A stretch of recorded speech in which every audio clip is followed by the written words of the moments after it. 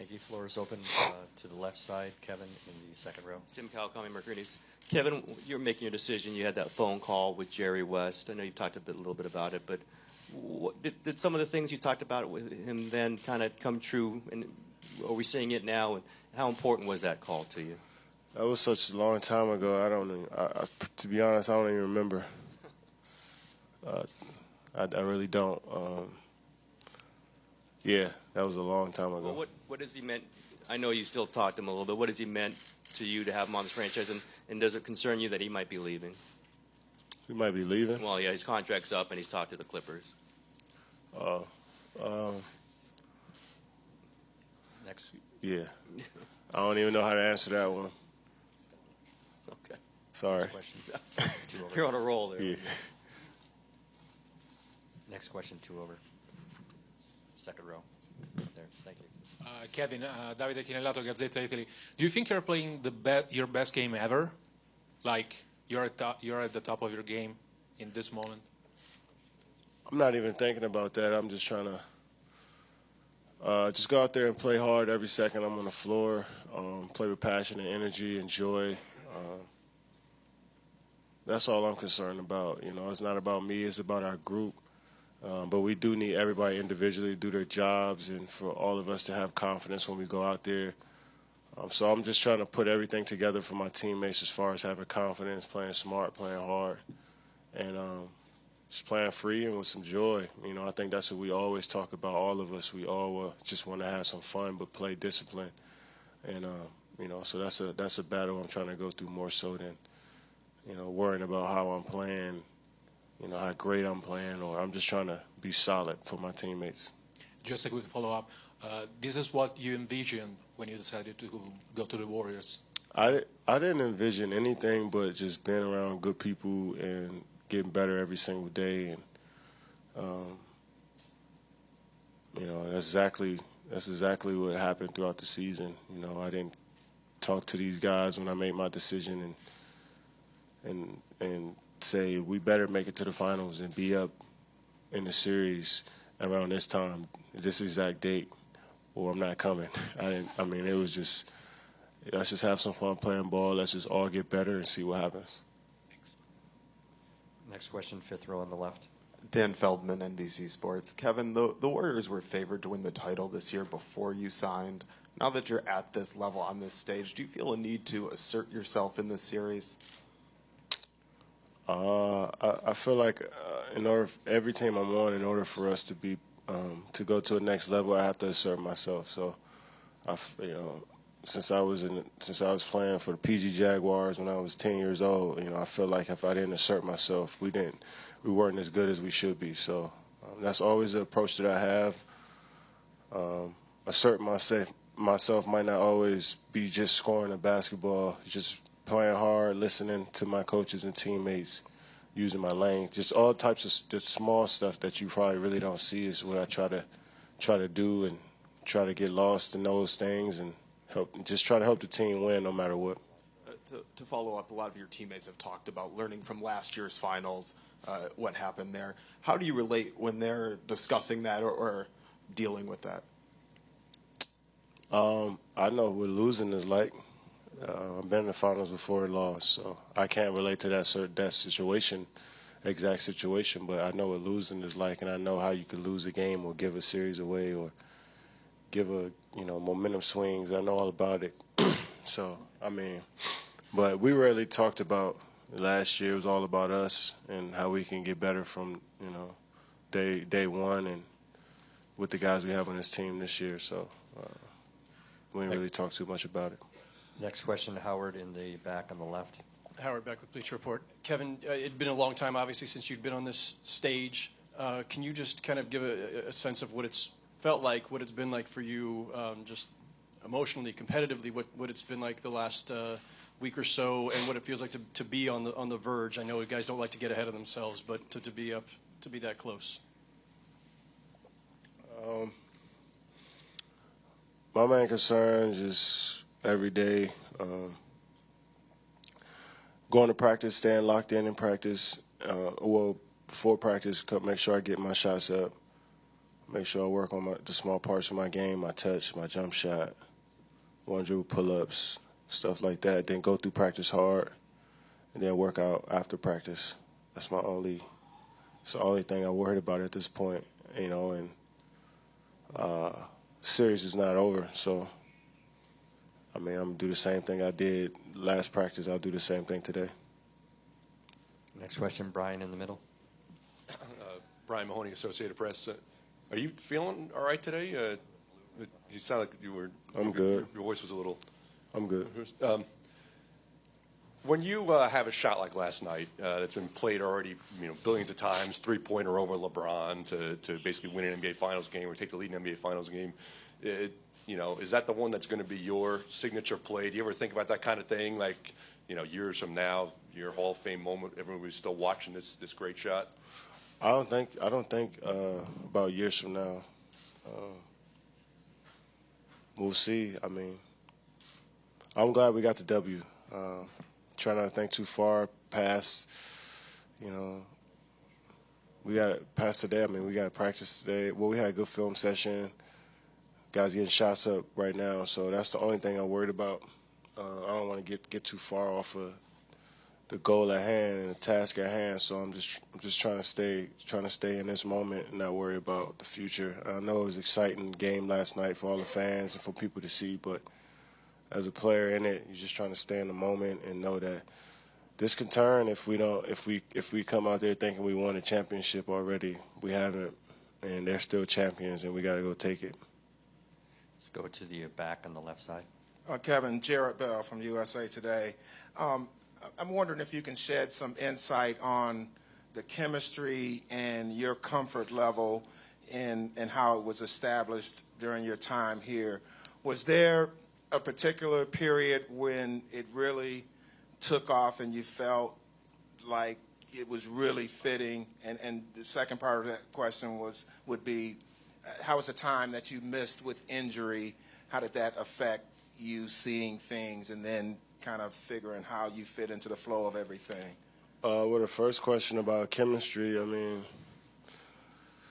you just got good people around. You got good teammates who just trying to learn from each other, and they work on their games, and you just got that mutual respect for somebody who, from Steph all the way down to Damian, who hasn't really played a lot, but everybody puts in a lot of work. So chemistry keeps building when you got that mutual respect. And as far as on the court and the schemes and the X's and O's and more detailed part of the game, the experience only can help that. Just more reps on the court together, traveling on the road preseason and throughout the season and the playoffs and going through pressure moments and going through losing and winning and, just all the emotions of playing basketball. You go through that together, then the chemistry builds. And I still think we're always growing and getting better. We're not at where we want to be, but we just keep pressing every day, keep getting better. And the time off when you were off with injury? Oh yeah, when I was out of the lineup for that month, it was just all about just getting back healthy as I can and keeping my timing and touch and all that stuff. And the timing part, only could get better with that is by playing games, but I tried to, work on that while I was out. But as far as just watching the team, just seeing things a little slower, seeing things a little different, and just watching the team just get better and better, get out of the slump that we were in when I first got hurt, and just to see them, see the team just grow and focus on the small detailed things. And our coaching staff emphasize that every single day, and the players just put that to work every day. So just to see that, made me go even harder in rehab and made me want to come back and just be a part of that. Thank you. Kevin, same area for the next question. Baxter Holmes with ESPN. One of the things the Warriors have done well for a few years now, especially well, is their ball movement. I was just curious, for going against a team that has that much talent that passes the ball that well, what was it like going up against it, and then what's it like being now in that system? Well, going against it, I mean, it wasn't like your turn, my turn. Let's just out out talent the opposing team. It was, let's just dissect the matchup. Let's see where we can be effective within the offense and have everybody be effective. And, just playing with it, being in the system for a year now and seeing how we practice every day and go through shoot-arounds is always just about making the correct play, putting guys in positions to be successful and use their strengths, and, just having guys off the bench that can do multiple things from all skills of the game, from dribbling, passing, shooting, just basketball IQ. You got a lot of guys that can do that on this team. So it might, you might have a guy like Sean who probably hasn't shot a three all season, or but he can shoot the pull up, the mid range, could post up smaller guards, but he can handle the ball, penetrate, pass. So just different types of players, and coach does a great job of putting it together. But most of the time, sometimes throughout the year, we get a little lazy. And you've seen it last few games. We averaging 19, 20 turnovers because we move the ball so much, and we try to squeeze a backdoor pass in or a lob pass when it's not there and cause turnovers. So we move the ball so well, sometimes we overpass. But that's a good problem to have. Particularly with the passing, how appealing was that style of play to you? Basketball is like a rhythm game. It's a free-flowing game, and you just want to be a part of it. That's what makes it just even more and more fun. Guys are moving, you're working together, you're communicating out there on both ends. So it was you see it playing against them, and then you see it on TV, and then it's a different feel when you're around it every single day. So I'm just trying to do my part and just take in as much as I can, learn every day, work as hard as I can, and try to help the team and just listen to my coaches and trust that they'll make us better as a group and make me better as an individual. Monty on the right side here, second row. Martin NBC Sports Bay Area. Kevin, you mentioned Joy a couple of times. Steve always talks about playing with Joy. In your mind, is that something you're used to, or is that something you had to adjust to when you got here? And the second part of that is, how do you feel it affects team performance mentally and physically, just knowing that that's what the coaches want? It takes the pressure off you a little bit when you're just out there just playing. But we always talked about it, loose but discipline. Sometimes we go too far on the side of loose, and then we come back and we become disciplined and loose. So for me, it's always been like I always had joy playing the game. Don't ever get that wrong. I always loved playing the game. I always enjoy coming out there and trying to figure things out. But for the most part, it's just it's a different feel when it's coming from like your head coach to tell you to play with joy, because when you at this level, that's something that you really don't have to say. You shouldn't have to say, but having a coach that acknowledges that and understands that that is the reason why we started playing this game, it makes it a little easier to go out there and just actually do it.